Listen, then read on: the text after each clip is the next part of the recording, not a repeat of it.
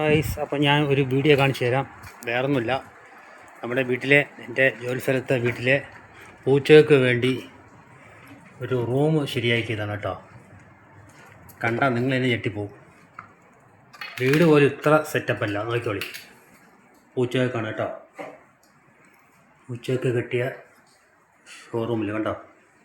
AC ഉണ്ട്, കളിക്കാൻ ഏണിപ്പടി കോണിപ്പടി കണ്ടില്ലേ,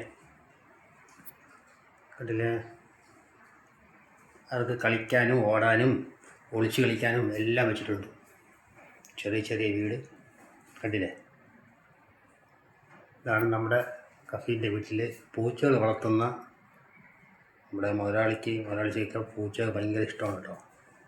ഗൾഫിലൊക്കെ സാധാരണ പൂച്ചയൊക്കെ ഭയങ്കര പേരാണ്, പൂച്ചയൊക്കെ ഉള്ളൂ.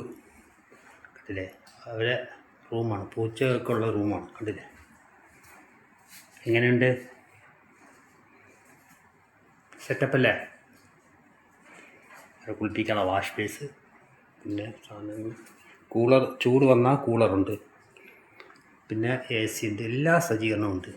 കളിക്കാനുള്ള എല്ലാ ഇതിലെ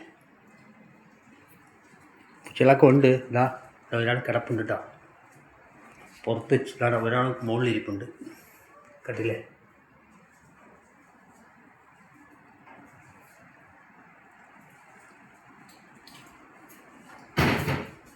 അപ്പോൾ ഇതൊക്കെയാണ്.